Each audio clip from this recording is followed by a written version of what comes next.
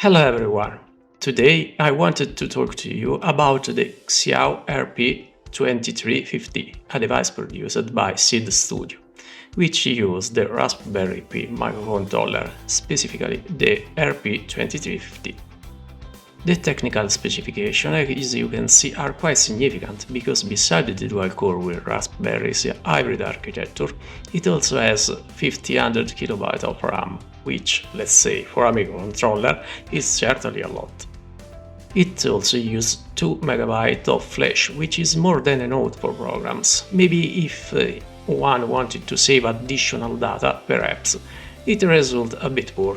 Let's say that if you take the ESP32, they still have 500 KB of RAM, but they have even a 16 MB of flash, which is more substantial amount. Another thing is that it has integrated the battery charging as management system and is already optimized for energy consumption in this sleep. In fact, we see that standby it reaches 50 microampere, but let's look at the various pins in more detail.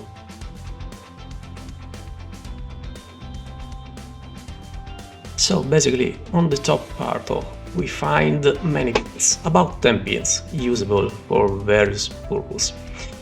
It is not very nice that they put the primary I2C underneath of the footprint, even if they are available. These pins are not very comfortable to use, especially for prototyping. Then, if you make a board on which to solder this device, they all become all available again. Even the 2 battery pins are underneath of the footprint, and there are a series of internal pins to manage the various peripherals, such as the RGB LED, the standard LED, and the pin to check the battery voltage. That is the battery charge.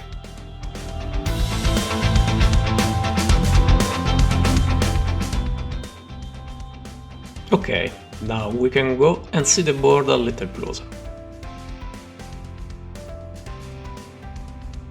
Here are the whole series of upper pin, the LED and the charging LED, the RGB LED, the 2 SMD boot and reset button. Underneath we find the footprint. Here you see the battery pins, the additional pins, here the debug pins. Honestly, I would have placed them a bit more comfortably, because for those who develop especially on prototyping, it could have been useful to have them easily available.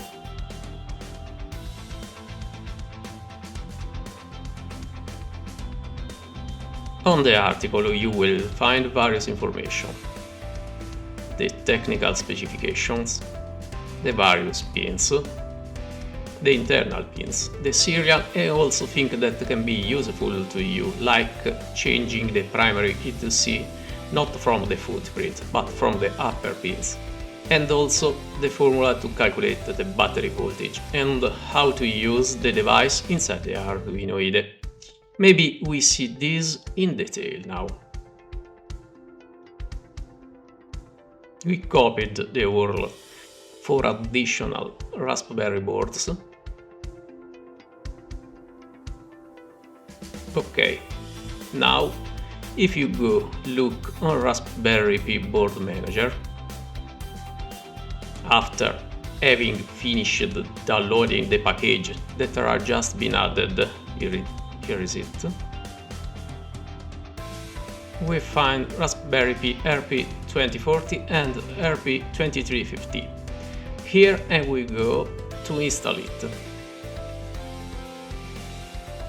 Installation is complete.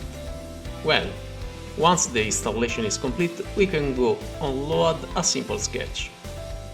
Let's take a classic Bing and let's upload. Okay, now our device has started blinking. Now maybe let's do another little sketch. I have the sketch to manage the RGB LED right here on my Raspberry IDE.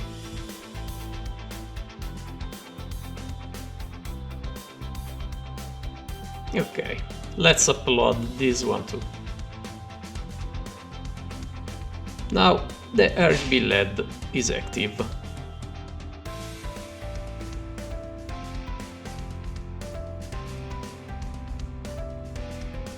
The device itself is nice. It's small, compact, has many pins available. Seeed Studio offers, as always, good documentation. However, even if there is a certainly powerful microcontroller, it has no type of wireless connectivity, neither Wi-Fi nor Bluetooth. There are some small hardware problems on the RP2350, even if minimal, maybe one doesn't have notice. The pinout is a bit complex. See the primary I2C which is on the footprint. It doesn't have 5V tolerance like maybe an STM32. There are only 3 analog pins. The buttons are really small. The real strength of the RP2350 microcontroller are the 12 programmable input-out processors that allow you to extend its functionality like additional I2C, SPI, rather than protocol like HDMI, CAN and so on, without waiting on the main processor. So think carefully about what you need.